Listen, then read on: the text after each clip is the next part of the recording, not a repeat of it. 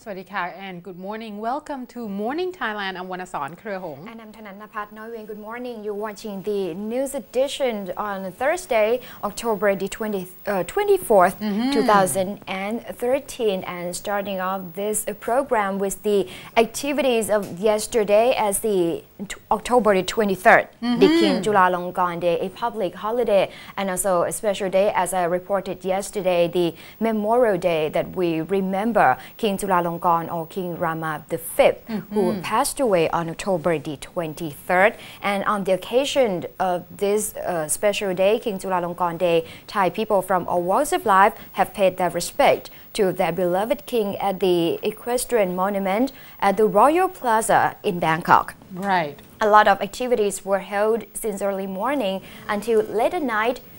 In the morning, His Royal Highness Crown Prince Vajiralongkorn, representing His Majesty the King, together with พระองค์เจ้าสิริรัตน์ his wife, and Princess Siriwanwari, his daughter, have visited the monument to lay a wreath at King Rama V equestrian monument at the Royal Plaza. And also later on, the Prime Minister Kun Yingluck Shinawatra has led the cabinet, the military commanders, to lay the wreath at King Rama V monument at the Royal Plaza as well, in order to mark King Chulalongkorn Memorial Day. And students from Chulalongkorn universities and also a lot of people have come to pay their respects to King Rama V, and also 300 protesters from the Urupong intersection have been to the Royal Plaza as well to pay their respect.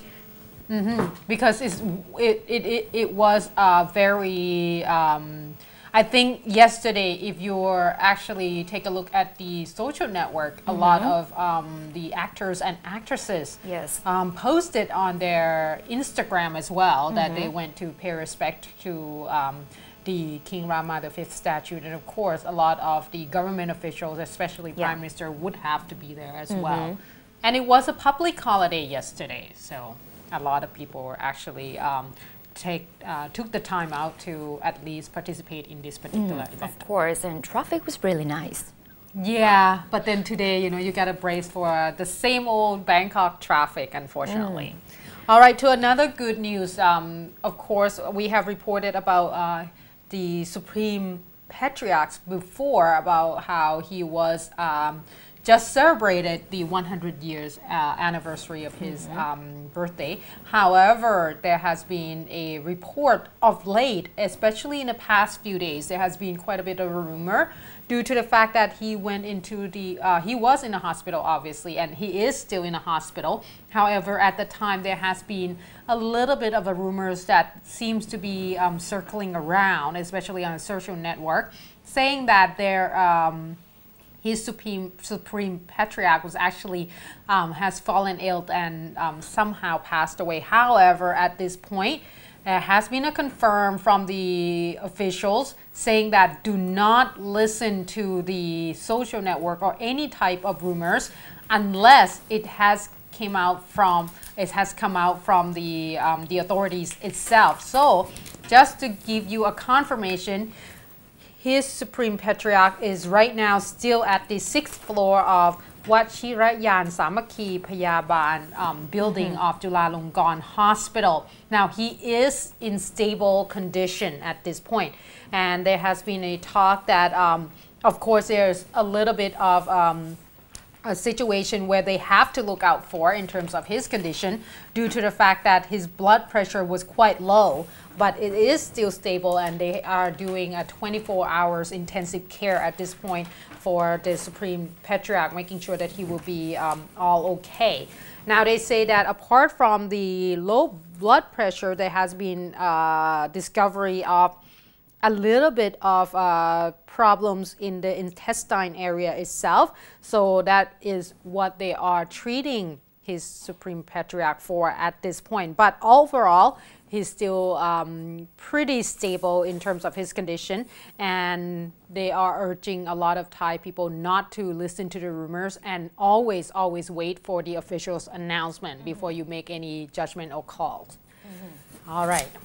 So hoping his condition will get better soon.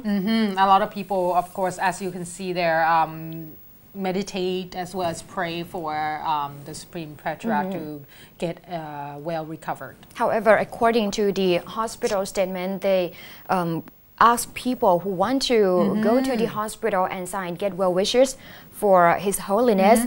The hospital said that that would make the atmosphere in the hospital more chaotic. So just stay home and pray for him. That would be good enough. Less chaotic.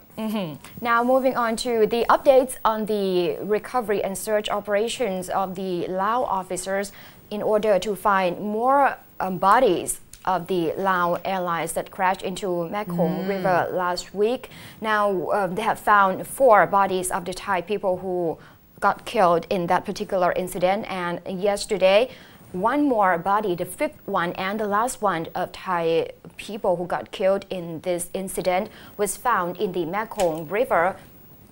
The body of Kun Nipon Chaichana Gundi was found in the river yesterday and already been identified and verified. The body was wearing the PTT uniform, and he was the engineer of the PTT company.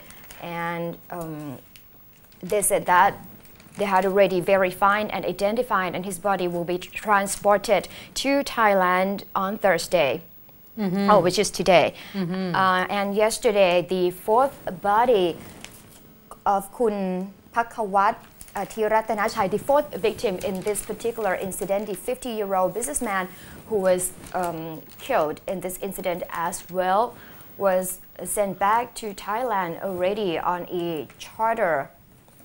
On a charter flight. Of Bangkok Airlines flight. They said that the body of Kun Nipon was found and recovered about 1 p.m. yesterday, while divers and the rescue workers were salvaging the wreckage of the crashed aircraft from the bottom of the Mekong River. Now, police forensic experts had verified his identity an hour later, and the body of the PTT engineer would be flown home on Thursday. The evidence used in the verification process included his fingerprints and also his outfits as well.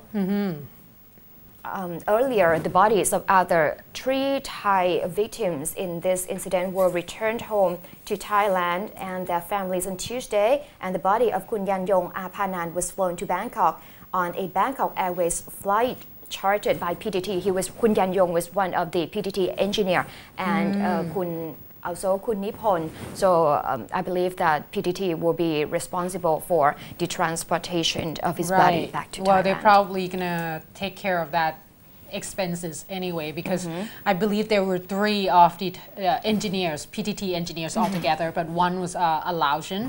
However, the other 2 were Thai. So at this point, I believe that a lot of religious activities or rituals have been done for a lot of victims, and it's good because yesterday still we were still trying to find the 5th victim, but at least he has been identified and hopefully returned home to his family. So all of the 5 victims of Thai people who were killed in the crash, the plane crashed at this time, have already been found, recovered, and identified, and all of them will be returned soon for the funeral rites. However, there might be still a legal negotiation ongoing about the compensation from the airlines and also the insurance company as well, because relatives of the victims said that the money that they will be given from the airlines and the insurance company were too low compared to what they have lost.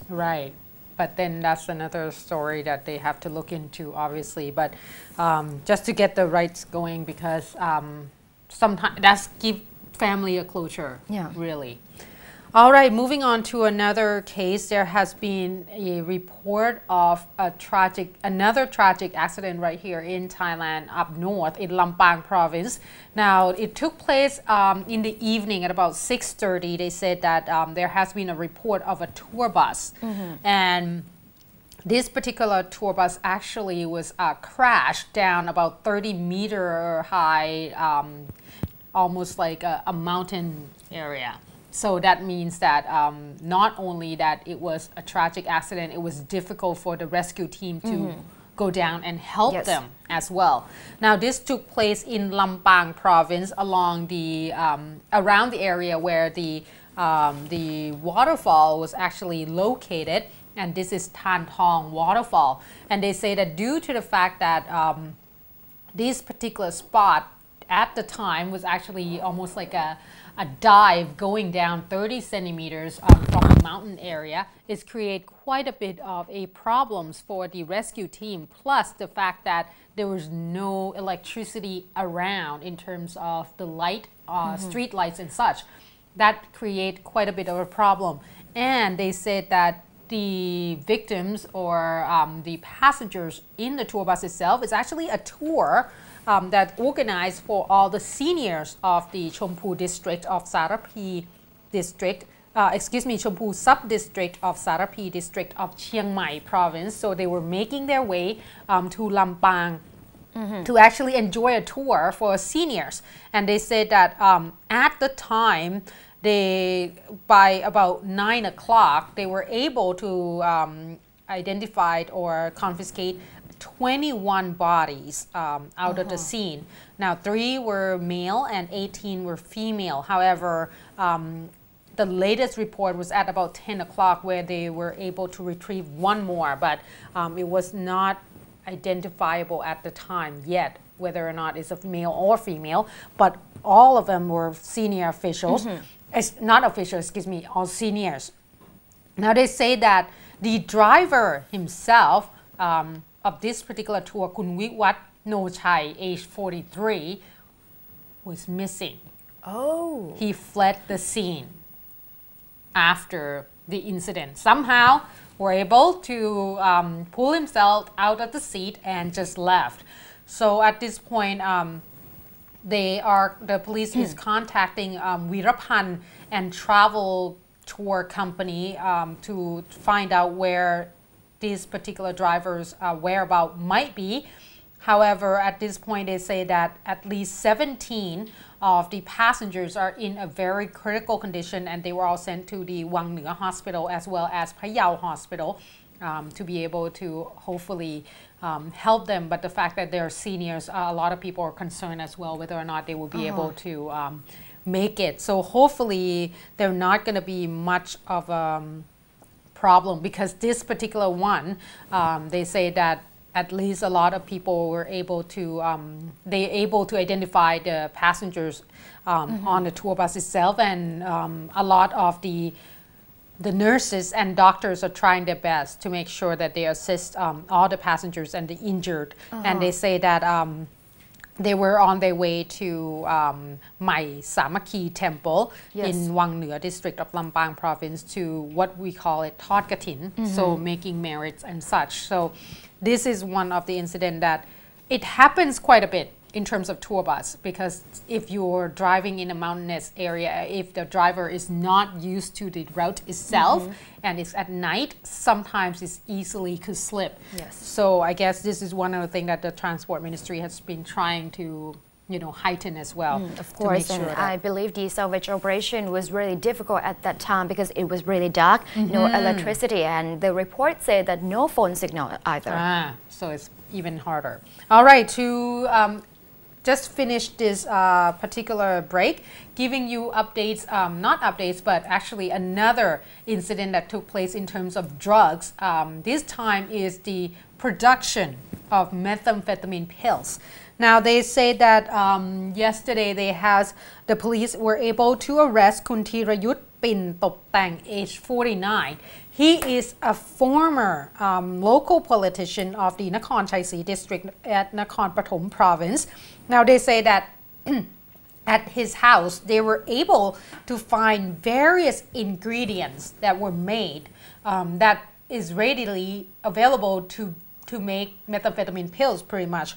So it's a big production site, and the police got a tip off because Kun Kit Thanapoom Serirak, who used to be at the Klong Prem prison, along with one of the spy that the police actually have in the drug cartel, saying that there has been a talk about a group of local politicians that were able to produce such methamphetamine pills in a large number. So they somehow talked together, negotiate, and were able to lure this particular culprit in order to claiming that they're going to make a purchase. So they went to the house, and that's how the police were able to arrest Kun Thirayut Pintoptang and along with his wife as well at the house.